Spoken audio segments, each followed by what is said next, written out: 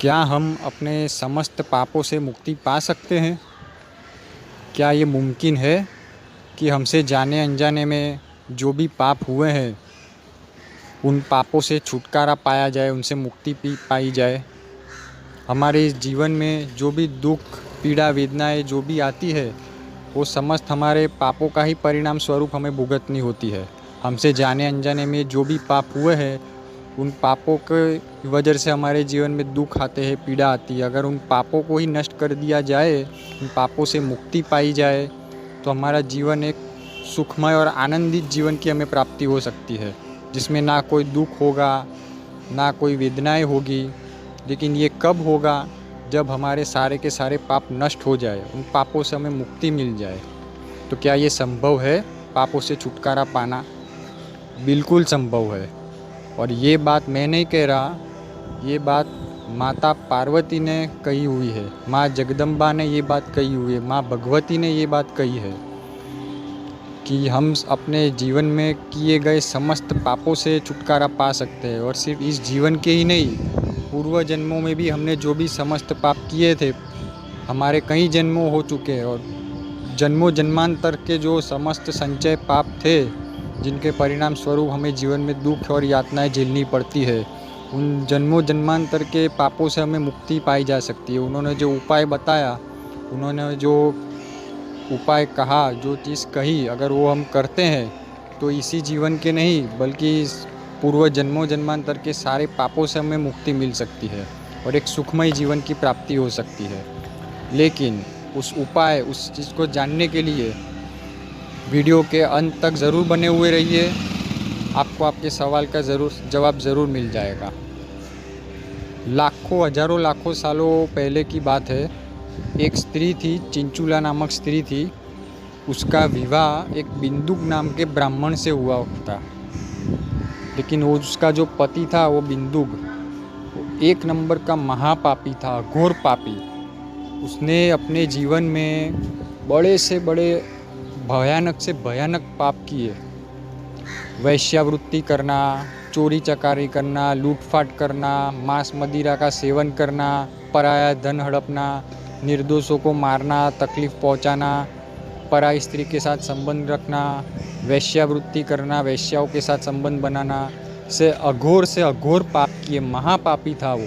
अपनी ज़िंदगी में एक काम उसने अच्छा नहीं किया था। पूरी ज़िंदगी भर भयानक से भयानक अघोर पाप किए उसने अपनी ज़िंदगी में। महापापी था एक नंबर का। फिर जैसे उसकी मृत्यु हो गई एक दिन, फिर उसकी जो पत्नी थी, वो चिंचुला, उसने फिर अपनी बाकी की जो ज़िंदगी थी, उसने भगवान शिव की आराधना की, भक्ति की।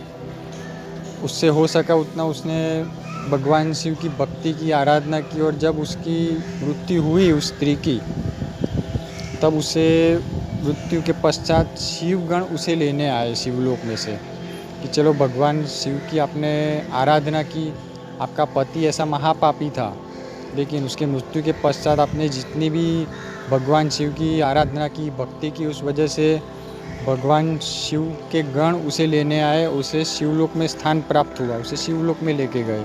और वहाँ पर माता पार्वती ने उस स्त्री चिंचुला को अपनी सखी का स्थान दिया, अपनी सखी बना लिया उसे। भगवान शिव की आराधना करने की वजह से खुद महादेव और माता पार्वती उससे बहुत प्रसन्न थे।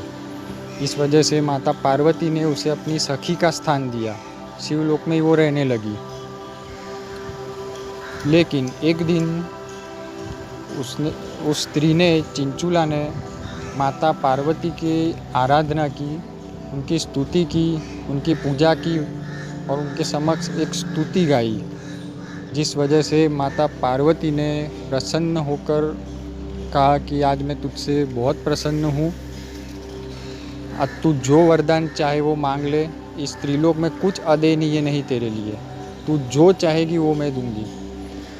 उस चिंचुला स्त्री जो थी, उससे माता पार्वती ने कहा कि आज तुम जो चाहे वो मांग लो, तुम जो वरदान चाहे, जो वर चाहो मुझसे मांग सकती हो, तुम जो मांगोगी वो मैं दूंगी। तब उस स्त्री चिंचुला ने कहा कि माता, जब मैं इस पृथ्वी पर थी, तब मेरा एक पति था बिंदुक नामक।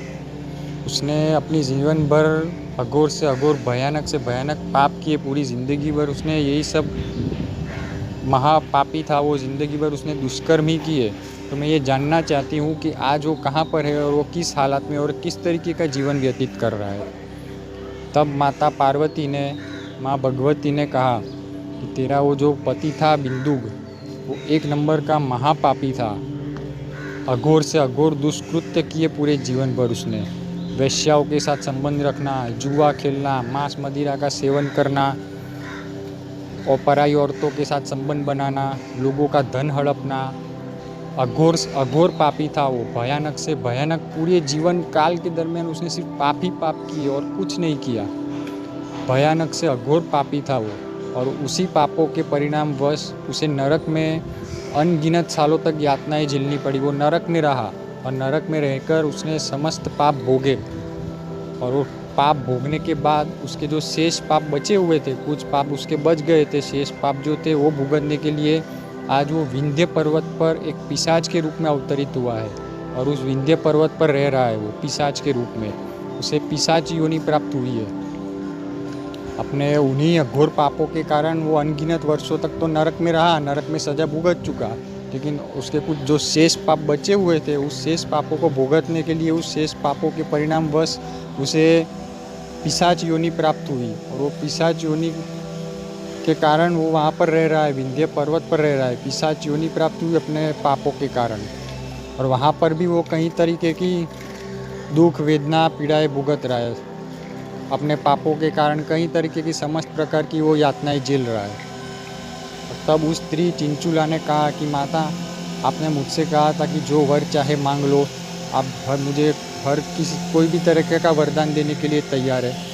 तो मेरी ये इच्छा है कि मेरा जो पति है वो बिंदु, जो पिशाच योनि में है आज, उसे अपने समस्त पापों से मुक्ति मिल जाए, और उस पिशाच योनि से उसे मुक्ति मिल जाए, वो अपनी सर्व प्रकार की पीड़ाओं से मुक्त हो जाए।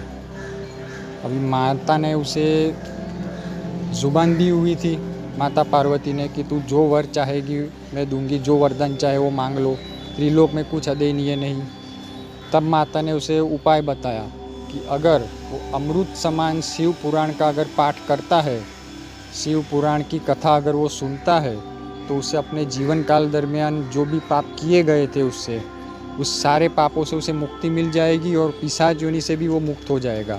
इस वक्त वो विंध्य पर्वत के ऊपर पिशाच योनि में है, और समस्त पाप अभी भी वो समस्त तरह की नौ प्रकार की पीड़ाएं यातनाएं झेल रहा है, अभी भी लोगों को परेशान कर रहा है। लेकिन अगर वो शिव पुराण का समस्त पाठ करता है, उसे शिव पुराण की कथा सुनाई जाए, तो उसे समस्त पीड़ाओं से मुक्ति मिल जाएगी, और वो अपनी पिशाच योनि से भी मुक्त हो जाएगा।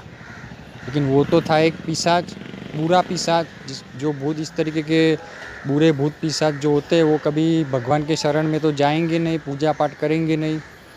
तब माता ने ही गंधर्वराज तुम्बुरु को बुलाया गया और उनसे कहा कि आप इस स्त्री चिंचुला के साथ जाइए विंध्य पर्वत के ऊपर। वहाँ पर इनका जो पति है वो अघोर पापी था, अपने भयानक अघोर दुष्कृत्य पापों की वजह से वो वहाँ पर एक पिशाच योनि में अवतरित हुआ है, और वहाँ पर कई प्रकार की यातनाएं झेल रहा है। तो आपको वहाँ पर जाना है और उसके सामने बैठकर संपूर्ण शिव पुराण का पाठ करना है। माता पार्वती ने गंधर्वराज तुम्बुरु से ये बात कही कि आप चिंचुला के साथ जाइए उस पर्वत पर, और उसके सामने बैठकर, उस पिशाच के सामने बैठकर संपूर्ण शिव पुराण का पाठ करिए, संपूर्ण शिव पुराण की कथा उसे सुनाइए। ये कथा सुनते ही उसे सारे पापों से मुक्ति मिल जाएगी, वो अपनी पिशाच योनि से भी मुक्त हो जाएगा। तब वो गंधर्वराज तुम्बुरु उस स्त्री चिंचुला के साथ उस पर्वत पर जाते हैं, विंध्य पर्वत पर। माता पार्वती की आज्ञा लेकर माता पार्वती ने उन्हें आज्ञा दी कि आप यहाँ पर जाइए। उनके कहने अनुसार वो वहाँ पर जाते हैं, और वहाँ पर जाकर जिस तरीके से एक कोई भजन या कथा होने वाली होती है, उस तरीके से वहाँ पर ऐलान किया जाता है कि आज यहाँ पर इस पर्वत पर शिव पुराण की कथा होने जा रही है, शिव पुराण का पाठ होने जा रहा है। जो भी चाहे वो सुनने के लिए आ सकता है और शिव पुराण की कथा का आनंद ले सकता है। और उस तरीके से वहाँ पर एक सभा जैसी बनाई गई, कई लोग आए, मंडप बांधा गया, मंडप जैसा बनाया गया, और कई तरीके के ऋषि मुनियों वगैरह उस कथा का आनंद लेने के लिए आए। और उसका जो पति था, वो स्त्री का बिंदु, जो पिशाच बन चुका था, उस पिशाच को बेड़ियों से जकड़ कर बांधा गया। एक ऐसी तरीके की बेड़ियाँ थी जिससे वो तोड़ी ना पाए, उस तरीके की बेड़ियों से ज़बरदस्ती उसे बांधकर वहाँ पर बिठाया गया मंडप में। वो तो पिशाच था, उसे ये सारी चीज़ें पसंद नहीं होगी, वो कुछ सुनेगा नहीं ये सारी चीज़ें, इसलिए उसे ऐसी व्यवस्था की गई कि वो उठ के कहीं जा ही ना पाए। जब तक वो शिव पुराण की कथा संपूर्ण नहीं होती तब तक वो उठ के कहीं पर भी ना जा पाए, इस तरीके से व्यवस्था की गई। और पूरी तरीके से उसे जकड़ के बांधा गया। और फिर उसके सामने बैठकर वो गंधर्वराज तुम्बुरों ने संपूर्ण शिव पुराण का पाठ किया। और जैसे ही शिव पुराण की कथा संपूर्ण हुई, पूरी होते ही उसे समस्त पापों से मुक्ति मिल गई। उसके जो पति था, जो था पिशाच, उसके सारे पाप भस्म हो गए और उसे पिशाच योनि से भी मुक्ति मिल गई। उसे एक दिव्य शरीर की प्राप्ति हुई, जिसने पूरी जिंदगी भर अघोर से अघोर कृत्य किए थे। अघोर महापापी था वो, बड़े से बड़ा पाप किया था, वैश्यावृत्ति की, चोरी चकारी की, निर्दोषों को मारा काटा, मांस मदिरा का सेवन, पराई स्त्री के साथ संबंध रखना। इतने महान पापी पिशाच को भी सामने बैठकर एक बार संपूर्ण शिव पुराण का पाठ सुनने पर उसके समस्त पाप जलकर भस्म हो गए। उसे उस पिशाच योनि से मुक्ति मिल गई और एक दिव्य शरीर की प्राप्ति हो गई। सोचो, सिर्फ एक बार सुनने पर भी इतना बड़ा फल प्राप्त हुआ, उसे दिव्य शरीर की प्राप्ति हो गई। तो इससे ज़्यादा मैं शिव पुराण की महत्वता का क्या वर्णन करूं कि जिसे एक बार सुनने पर हमारे सारे पाप इस जन्म के नहीं बल्कि पूर्व जन्म के भी कई जन्मांतर के पापों से हमें मुक्ति मिल जाए। इससे ज़्यादा शिव पुराण की महत्वता और क्या हो सकती है। संपूर्ण उसे पाठ सुनाया गया, उसे उस पापों से मुक्ति मिल गई और उसे भी एक दिव्य शरीर की प्राप्ति हुई।